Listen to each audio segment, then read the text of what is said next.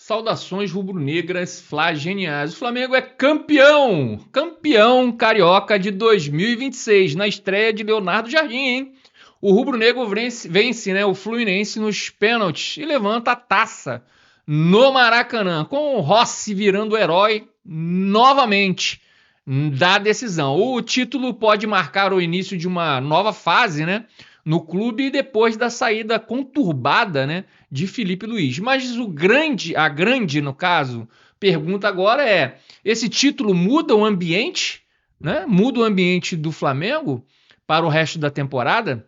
A gente vai falar sobre tudo isso daí, mas antes de tudo, meu querido, deixe seu like, se inscreva no canal, seja um flagenial, acione o sino da notificação e fique sabendo de tudo, mais querido, mais amado, o mais idolatrado Flamengo. O Flamengo começou uma nova era com título, né? Na estreia do técnico Leonardo Jardim, o rubro-negro venceu o Fluminense e conquistou o Campeonato Carioca de 2026 em uma decisão dramática nos pênaltis no Maracanã. E o grande, né, o enorme, o gigante herói da noite foi Rossi, né? O goleiro rubro-negro defendeu 2 cobranças, né, garantindo a taça para o Flamengo, que chegou ao 40º título estadual na sua história e o seu 7º tricampeonato carioca. Pessoal, vou abrir um parênteses aqui, vou falar um pouquinho sobre o Rossi, né? Porque tem muitos comentaristas e apresentadores dizendo que ele é apenas um goleiro normal. Acreditem, tem gente falando isso, tá? Eu acho que essa análise precisa ser um pouco mais profunda. O Rossi, muitas vezes, pessoal, parece um goleiro comum porque ele não aparece com tantas defesas espetaculares durante os jogos do Flamengo. Mas existe um motivo claro para isso. O Flamengo é um time que normalmente sofre poucos ataques durante as partidas. Ou seja, o volume de finalizações contra o gol do Rossi costuma ser menor o de muitos outros goleiros, né? E isso muda completamente a percepção do torcedor. Porque goleiros que trabalham muito, pessoal, que enfrentam muitas finalizações, acabam tendo mais oportunidade de fazer defesas difíceis e aparecer mais no jogo. Já no caso do Rossi, ele precisa estar sempre concentrado para agir em poucos momentos, mas muitas vezes em lances decisivos. E isso, para um goleiro, é até mais difícil de fazer, porque ele não está no ritmo de defesa, no ritmo de ser acionado o tempo todo, né? Porque quando a bola chega, normalmente não existe margem para erro. Por isso, a avaliação de um goleiro não pode, no caso, né, ser baseada apenas em quantidade de defesas espetaculares, né? Mas também em posicionamento, segurança e regularidade. E é nesses aspectos o Rossi tem sido bastante consistente. E esse posicionamento, essa segurança, essa consistência, né, dele, tá? Fazer defesas tão espetaculares não é tão preciso, não se precisa tanto assim, tá? Por todos esses aspectos. Se ele tá bem colocado, para que ele vai pular na bola? Eu tô perguntando para vocês. Então, assim, ele tá lá, na posição. Ele dá 2 passos para trás, pega a bola assim, ó, como se nada tivesse acontecido.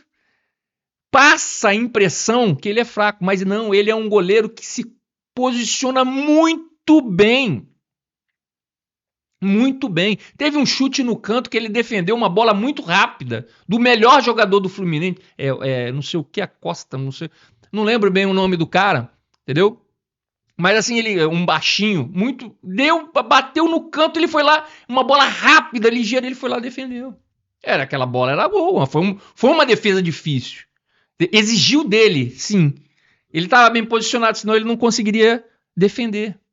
Então são esses aspectos do Rossi que faz com que ele pareça um goleiro normal. Mas ele não é normal, ele não é espalhafatoso. Isso aí ele não é. espalhafatoso, mas ele é um excelente, um grande, um gigante goleiro. Isso aí eu não tenho dúvida nenhuma, né? E o outro aspecto, né, que não é muito novo, mas faz parte hoje das funções dos goleiros de hoje, a saída de bola, né? Algo importante no modelo de jogo, né, do Flamengo e no futebol moderno, e para o futebol moderno, aspecto que ele é muito, muito bom também.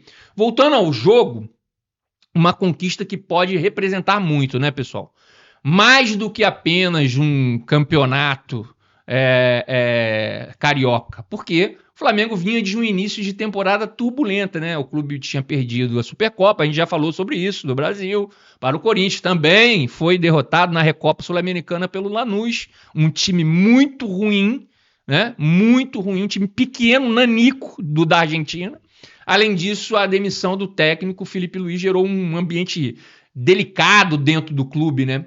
Por isso o título aparece como uma espécie de alívio imediato no ambiente rubro-negro.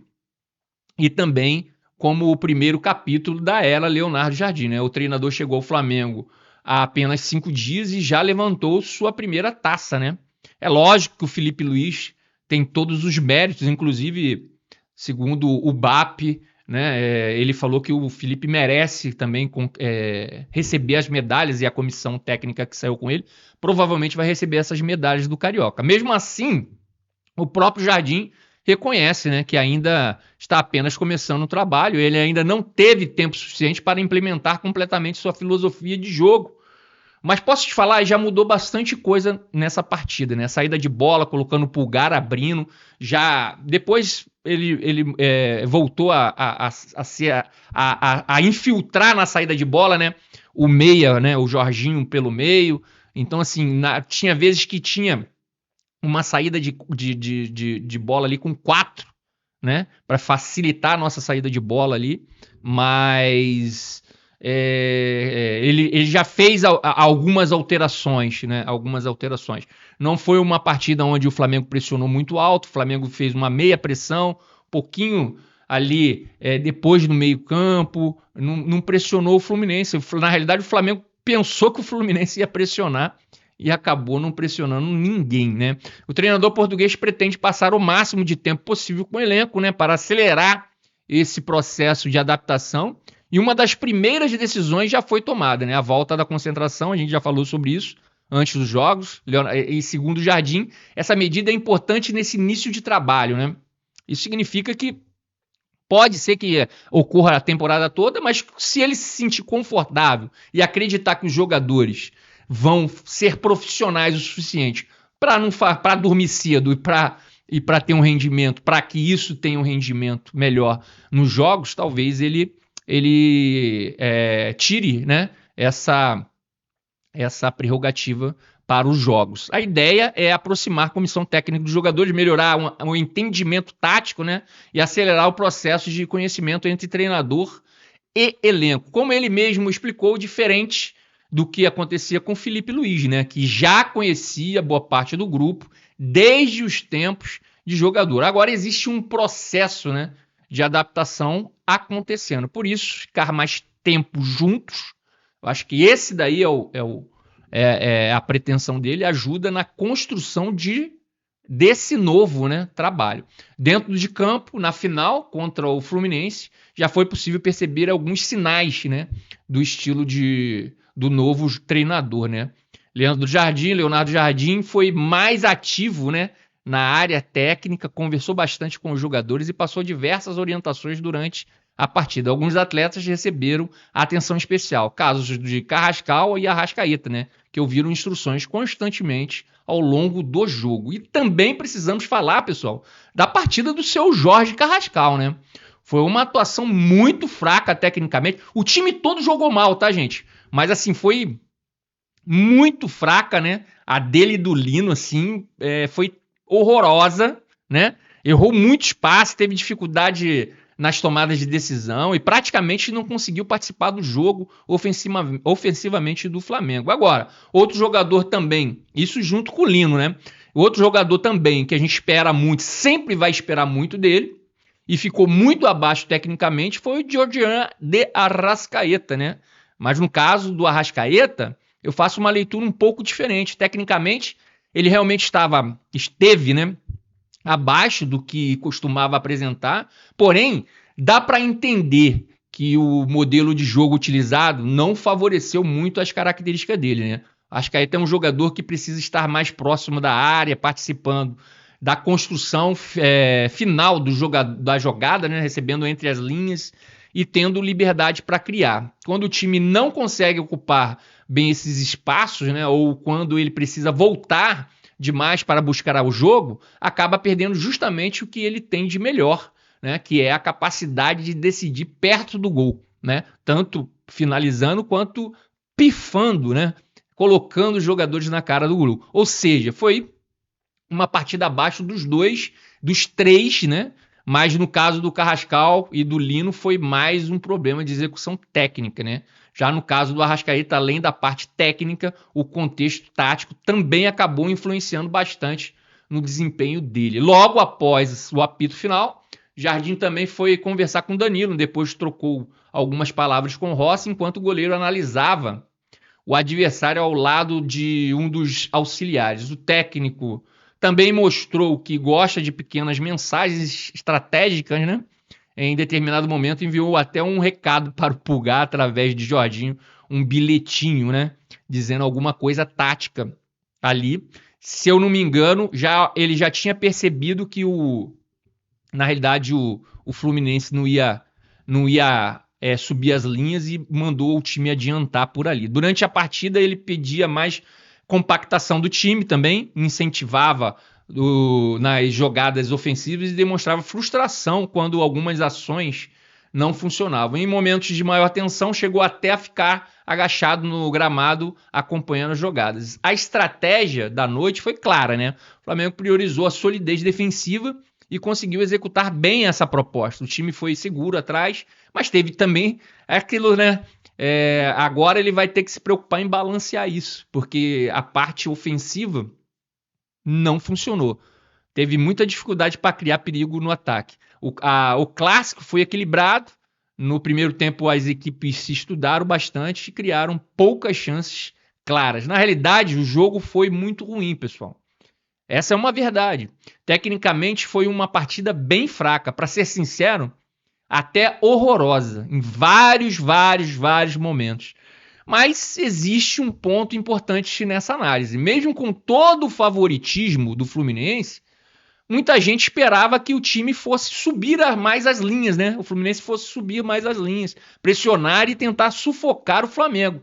Na realidade, até o Léo Jardim achava isso, tanto que montou um time taticamente para sair dessa marcação alta, né? Que não aconteceu.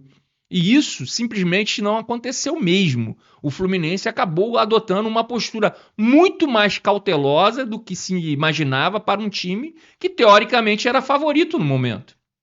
Faltou agressividade, faltou pressão no campo ofensivo, faltou assumir o risco do jogo. E no futebol existe uma frase muito conhecida que explica bem esse tipo de situação.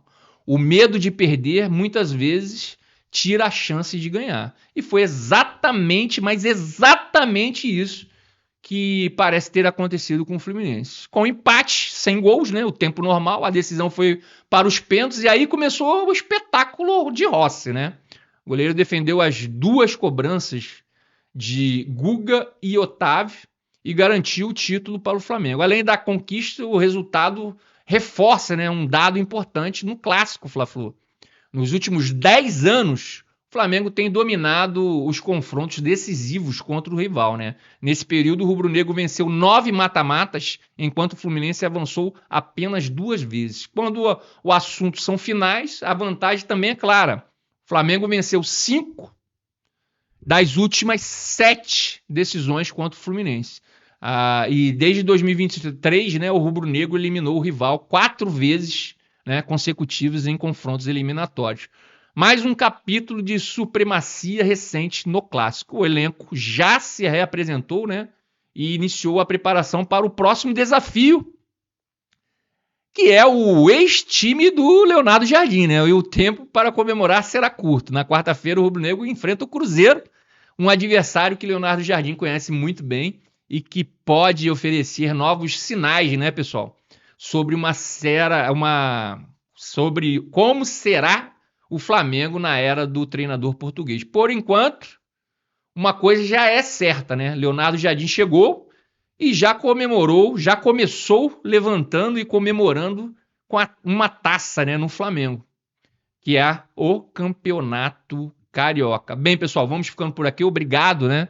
Obrigado por flamengar comigo. Crédito de El Globo, tá? E não se esqueça, meu querido, antes de tudo, deixe seu like, se inscreva no canal, seja um Flá Genial, acione o sino da notificação e fique sabendo de tudo, mais querido, mais amado, o mais idolatrado Flamengo. Que Deus ilumine os passos de todos nós. Saudações rubro-negras e até mais!